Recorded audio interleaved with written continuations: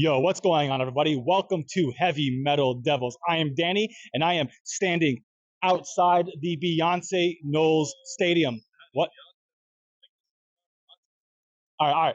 Okay, my bad, guys. So my cameraman has informed me that this is not the Beyonce Knowles Stadium, even though I thought she was the only person that really performed at this place. I guess this is called the Tottenham Hotspur Stadium. So let's go again.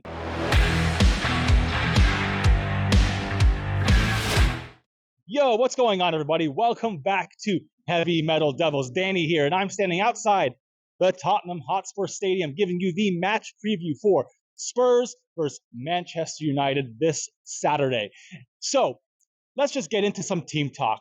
I did spend some time last week watching Spurs versus Brentford finish in that 2-2 draw, and I noticed a lot of things have changed with Spurs now that Harry Kane, the club talisman, and captain has left the club for Bayern Munich. Comment below, Spurs fan. Let me know what you think about all of that happening. Lots of changes. They are not such a defensive team no more. They were left quite open, which resulted in Brentford getting those 2 goals. They were kind of getting sliced open like a hot knife going through butter.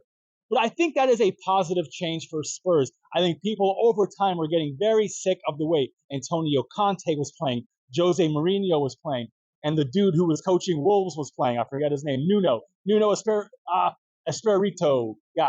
That guy.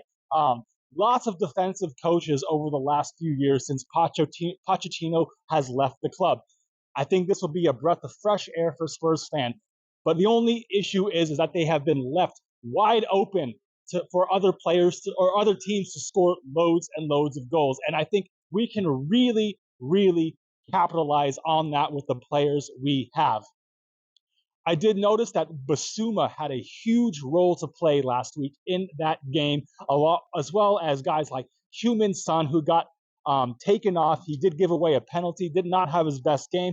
Kulusevski had his moments, and Richarlison was shit like always. But anyway, they are going to be a very, formidable team to go up against, especially seeing how we played against Wolves last week.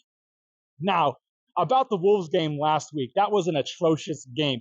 We were getting ran over. I think it was all mainly due to our fitness level. So hopefully, Eric Ten Hag has the team in this week running sprints, running miles to get those fitness levels up and ready for this game, because this is going to be a very high energy basketball-like game. One thing I want to mention is that I did highlight there was a possibility of a Lisandro Martinez injury from that Wolves game on his ankle. I actually haven't heard much about this over the last few days, so it might be a false flag. It might be that he's all okay and should be ready to go for this game. I'm looking at a very similar team to how we set up against Wolves, because I think this is going to be a very back and forth game, lots of counterattacking and lots of pressing happening in this game. So my lineup, I think you'll find to be very, very similar to last week. I might have switched a few players around, but kept the team very the same, because we need to utilize balls over the top and those counter-attack style play. But anyway, should we get straight into the team talk? Not into the team talk. We just did the team talk. Let's get straight into my lineup predictions. Okay, so let's go through my predicted lineup for Manchester United against Spurs this weekend. As mentioned before, my lineup is going to stay relatively the same from the last game against Wolves. So let's go through all of that. At the back, same thing. Big Onana in net.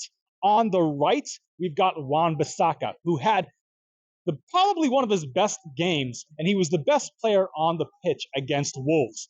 Then we've got Rafael Varane, Lisandro Martinez, if he is not injured, that is. If not, I think Victor Lindelof could come in, because he did do a good job on Wolves as well, replacing Martinez.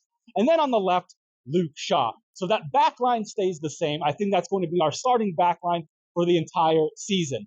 Now, in the midfield, remember, our midfield got overran against Wolves. It could be the same thing, but I'm predicting the same lineup against Spurs. So Casemiro in the 6, he's going to need a bit more support from the guys like Bruno and Mason Mount. Here's what I'm going to change around for this game. I'm going to have Bruno play in the 8 a bit deeper and have Mason Mount pushed a bit further in the 10. I just think Bruno is a bit better than Mason Mount at delivering balls from a deeper position. Up top, I've got Anthony on the right, who had a okay game against Wolves, had some moments, but overall wasn't his best game. I've got Garnacho on the left, who did get yoinked a bit early in that Wolves game, but I do think that this is going to be a perfect game for Garnacho. It's going to be an open game, a counter-attacking game, and we need certain players that can run a full head of steam at their defense, and Garnacho is the guy to do that. And up top, we've got Marcus Rashford. I think this is how Erik ten Hag will set up more of a counter-attack style team. I don't see us holding much possession in this game, but I also don't see Spurs holding as much. I think it could be quite 50-50, and the best chances in this game will come down to the counter-attacks and transitions of the team. So yeah, that's my starting lineup that I am predicting for the Manchester United versus Spurs this weekend. All right, so now that we've been through our team talks and our predicted lineup for Manchester United, let's get into our score predictions. So, as I said, I think this is going to be a very open game. I think there's going to be quite a few goals happening because, as we saw during the Wolves game, we're not that settled yet, and we're not quite up there with our fitness. Our midfield was having issues containing their attack, and our defense was a bit hit and miss. So I am coming with a 4-2 prediction. Manchester United to score 4, Spurs to score 2. I want to see Rashford on the score sheet, Bruno on the score sheet, Garnacho on the score sheet, and I would love a goal from Mason Mount. But if Mason Mount isn't scoring any of these goals, I'd love to see him getting at least 1, maybe even 2 assists from this game. And personally, an assist from Andre Onana would just be, because we all know that is coming. That is happening this season. He's going to get 1, maybe 2 assists this season. And it's going to be fucking amazing. But anyway, that's my score predictions. 4-2 to Manchester United this weekend. Comment down below. Let me know what your score prediction is going to be.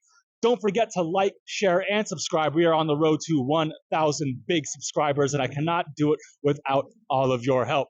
But for now, I'll see you guys all on my news videos a bit later on. And anyway, I'll see you all on the next one. Later.